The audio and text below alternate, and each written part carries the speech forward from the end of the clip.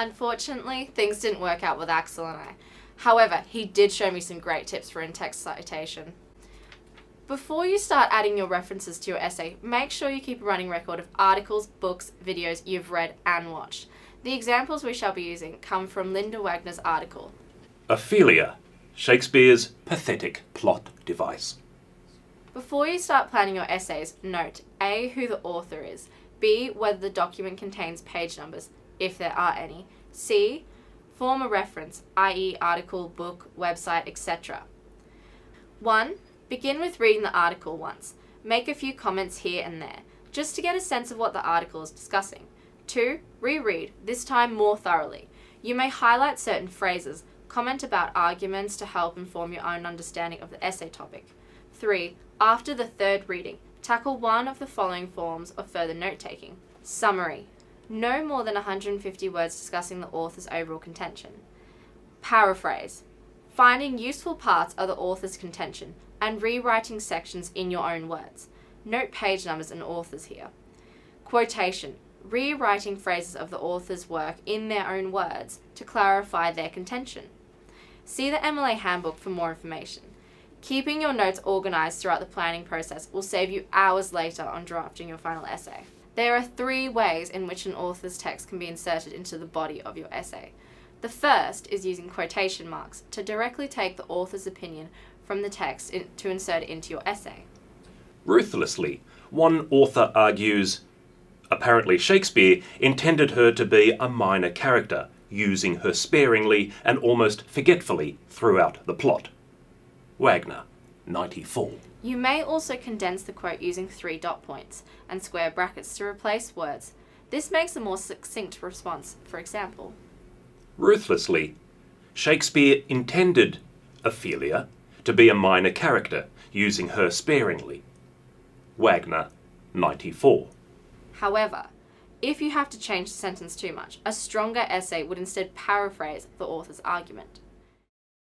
In this case, you do not directly take what the author has stated in the essay, but rewrite their opinions in your own words.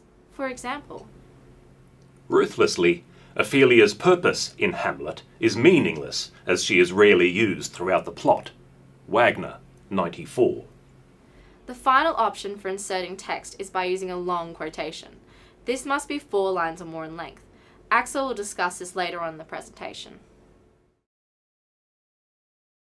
To maintain academic integrity in your work, it is so important that you appropriately cite every authority that you use to research your topic. In part 1, Kirsty, we are still friends, explained how to use the author's text to assist in developing your argument. However, in MLA referencing, you must also cite the author's name within the body of your essay. There are 3 ways to add the author's name into the body of your text. In this example, both Linda Wagner's article and Ove Suete Socco, The Role of Ophelia in Hamlet by Cheryl Guilfoyle, will be cited. Option 1. The author's name is not referred to in the body of your essay.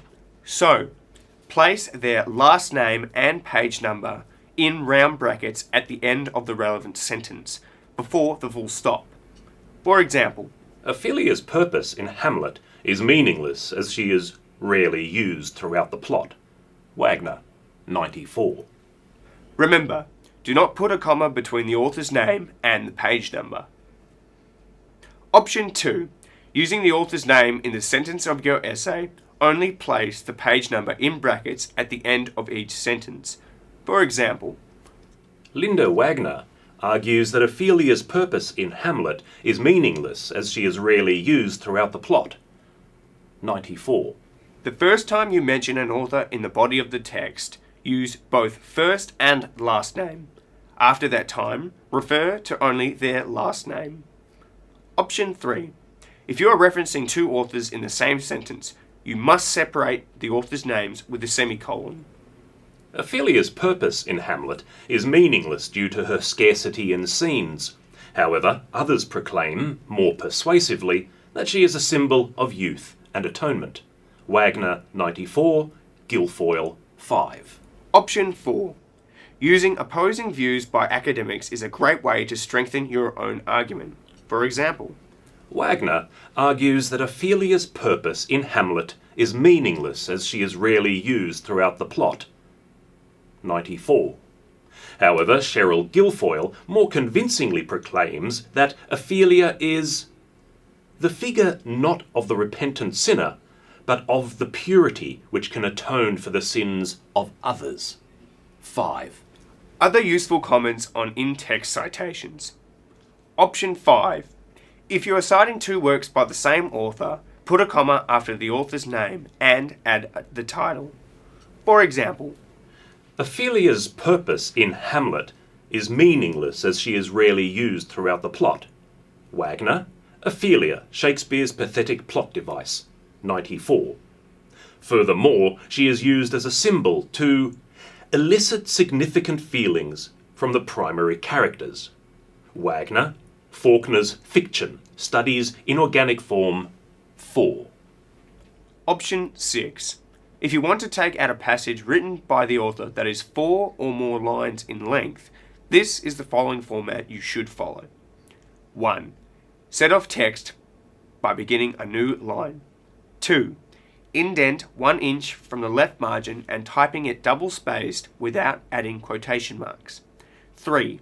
Introduce quotation with a colon. 4. Place the reference after the last line. This is the original text where you gathered the idea. For example, Linda Wagner, in her article, Ophelia, Shakespeare's Pathetic Plot Device, perceives Ophelia as a passive figure. Wagner's evaluation is ruthless, depicting Ophelia as a two-dimensional image, stating, "It would appear that Ophelia has two primary purposes in her ingenious role, that of providing a convenient hinge for several of Hamlet's analytical scenes, and of providing the already mentioned emotional impact for the audience. Apparently, Shakespeare intended her to be a minor character, using her sparingly and almost forgetfully throughout the plot." whilst indenting a long quote may seem tempting, remember, you will only have between 1,500 to 2,000 words for your essay, so every word counts. It's much clearer for the assessor and stronger for your writing and overall argument if you condense the sentences and paraphrase into a succinct sentence. The MLA citation guide also specifies the following. Option 7. If the work has no author, use the title. Option A. If two authors have the same surname, use their first initial. For example, G. Brown 26. The remainder of in-text citations can be found here or the MLA referencing text.